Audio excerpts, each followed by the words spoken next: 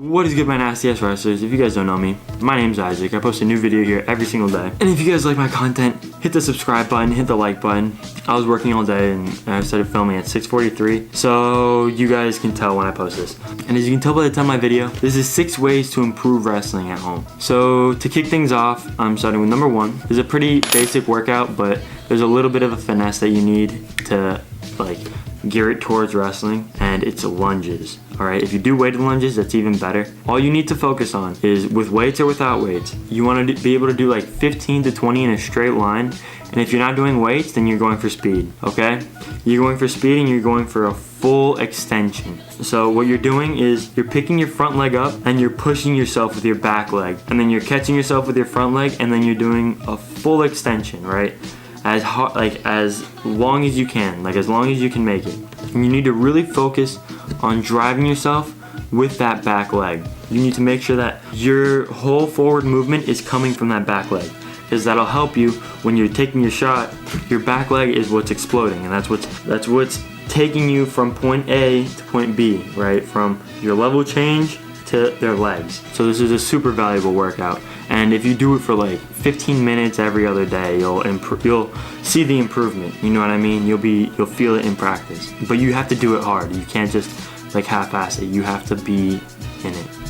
You know what I mean? So number 2 is your stance in motion. So basically what this is you probably do this in practice all the time, but you're gonna get into your stance, you're gonna try and make it perfect, keep your back straight, your legs close to the ground, your hands in front of you, right? And you're just gonna circle. You're gonna circle and change the way you circle really quickly. You have to be able to switch the way you circle really quickly. You wanna focus a lot on how quickly you can level change, how quickly you can get to the spot that you feel comfortable taking your shot. This helps with you keeping a good stance while you're circling someone, and it helps you speed up your level change. And like I said, these are all very gradual workouts. None of these are gonna take you to level 10 in a day. But if you do these every day, you're gonna be really good at the end of the season, or you're just gonna gradually improve, right? And tip number 2, tip number 3 is just staying in your stance for a long time. Just getting into a good stance and holding it is hard. The only way to strengthen your stance muscles is to stay in your stance. And by staying in a perfect stance, it focuses it more and it makes it more intense. And you want to do this for as long as you can. You want to do this until you literally can't. You want to go through the pain. You want to collapse basically when you're done. All it is improving. All that pain is literally just improvement. You want to really focus on keeping your back straight, keeping your legs low and far apart, your hands in front of you, while at the same time being able to touch the ground, right? You want to be low enough to touch the ground at all times, right? And you just want to hold that stance. You want to hold that stance for as long as you can. And afterwards, stretch, of course, because it's going to hurt your back. This will make, the second you get up, you're not going to want to stand up normal. You're going to snap back to your stance. And that's infinitely valuable. You get that from years of training. And just by being able to make yourself do it, then that helps so much.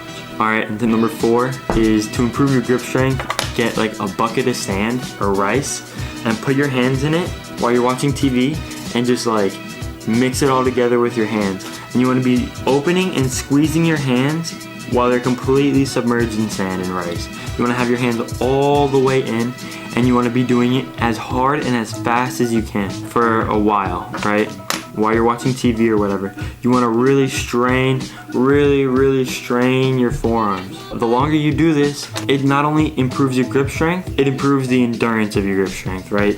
So if you've ever been in a match, right, and somebody's on their stomach, they're bellied out, and they got your wrist, and you're doing everything you can to pull their arm out with your wrist, right? After 3 or 4 minutes, your arm's dead. If you do these for a long time, you can maybe pull something off. You know what I mean? You'll have more of an advantage in times like that, where it's just a battle where you're just ah! Tip number 5 is leapfrogs. All right, and with the leapfrog, you want to really focus on the explosion with your hips, right? You're going for distance, but you want to really focus on exploding your hips out. You want to start with your hands back, lower yourself, and then when your hands come up, you're exploding with your hips like this, and then you're jumping, and you're jumping like that. Now that's not to get a longer distance, that's to like help strengthen your hips. You hear it all the time. You always want good hips. You want strong hips. Your hips are literally a muscle. They have muscles around them that you need to strengthen. They are so fundamental to wrestling. If you have weak hips, then you'll get overpowered so quickly, right? Strong hips also means agile hips, right? If your hips are powerful, that means that you can move them however you want. If you want to move them to the left or back, and like you're in wrestling, you're always trying to keep your hips flat to the mat. It helps so much is being strong enough to move your hips in the air. And in wrestling, you're always trying to keep your hips flat to the mat. It helps so much is being strong enough to move your hips in the air. And so leapfrogs are an amazing workout for that.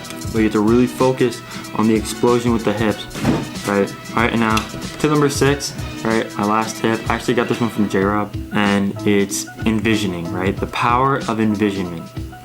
I don't know if that's a word, but basically what you do is you see, like you imagine yourself doing the moves you think that you would hit on someone.